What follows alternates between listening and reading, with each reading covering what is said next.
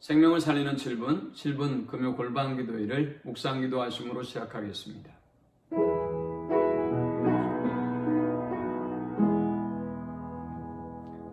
찬양 드리겠습니다. 얼마나 아프셨나.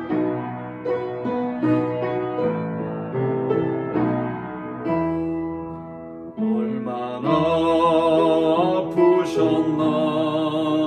못 박힌 그 손과 발, 죄 없이 십자가에 매달리신 예수님, 하늘도 모든 땅도 조목들도 다 울고 해조차 힘을 잃고 온누리 비치지 않네. 끝없사랑 주의 사랑 언제나 영원토록 구원의 강물 흐르네. 너희의 죄 우리의 모든 죄를 모두 다 사시려 십자가 달리신 주, 얼굴과 손과 발에 흐르는 그 귀한 피, 골고다 언덕 위에 죄로 붉게 적셨네. 끝없사랑 주의 사랑 언제나 영원토록 구원의 강물 흐르네. 이 시간에 주시는 살아계신 하나님의 말씀은 신약성경 야고보서 5장 13절에서 18절까지의 말씀입니다.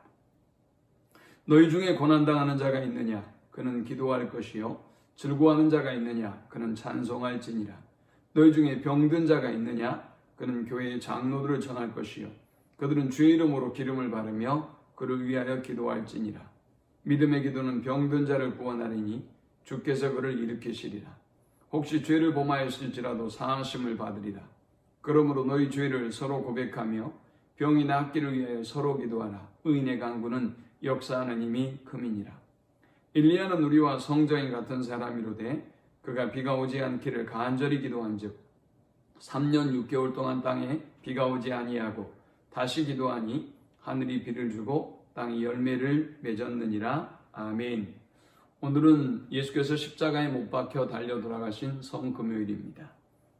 이 땅에 많은 고통받는 영혼들, 특별히 코로나로 인해서 고통받는 영혼들, 그리고 인류가 짊어진 모든 죄의 무거운 짐을 담당하시고 우리를 구원하기 위해서 십자가에 달려 돌아가신 그 주님의 은혜와 사랑을 깊이 묵상하는 밤이 되시기를 소망합니다. 특별히 이번 주간에 어제 뉴스에 보니까 10만 명이 생명을 잃었다고 전하고 있더라고요. 참 안타까운 일입니다. 애굽의 10번째 재앙이 이토록 처참하지 않았을까라는 생각을 해봅니다. 이때 우리의 교회는 과연 어떤 의미가 있고 어떤 일을 해야 할까요? 특별히 코로나로 인해서 모이는 것도 힘이 들고 또 예배하는 것도 힘이 들고 기도하는 것도 힘이 드는 이 시대에 우리가 함께 어떤 마음을 가지고 교회를 생각하고 또 성도를 생각해야 될지 오늘 이 본문은 우리에게 4가지 교훈을 주고 있습니다. 먼저 첫 번째는 교회 공동체의 소중함을 알고 공동체 속에 거해야 한다는 사실입니다. 본문에 너희 중에 병든 자가 있느냐? 그는 교회의 장로들을 청할 것이요 라고 했습니다.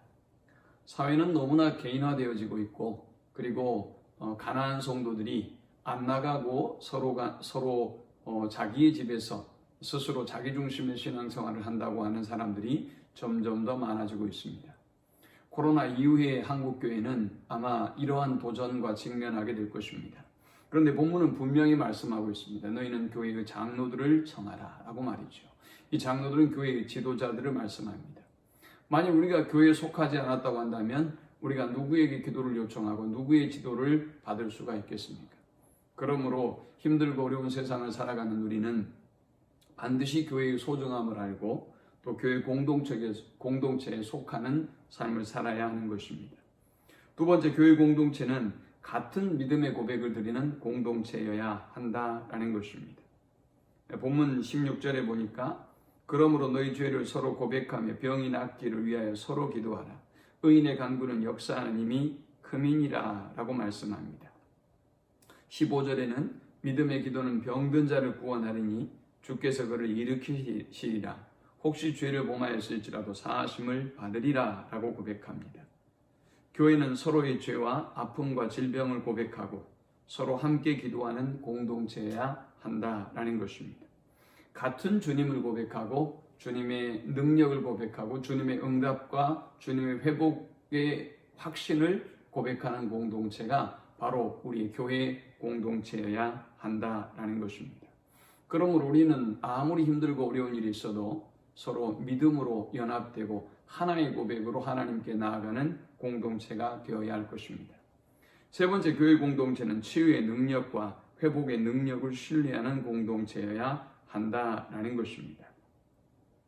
17절에 보니까 엘리야는 우리와 성정이 똑같은 사람인데 비가 오지 않기를 간절히 기도할 때 3년 6개월 동안 땅에 비가 오지 않은 역사가 일어났다라고 말씀하고 있습니다.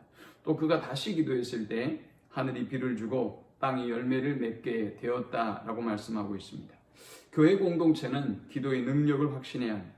치유의 능력을 확신해야 됩니다. 우리가 함께 모여서 기도할 때 하나님 앞에 간절히 간구할 때 응답하시고 치유하시고 우리를 살리실 것을 확신하는 공동체가 되어야 하는 것입니다.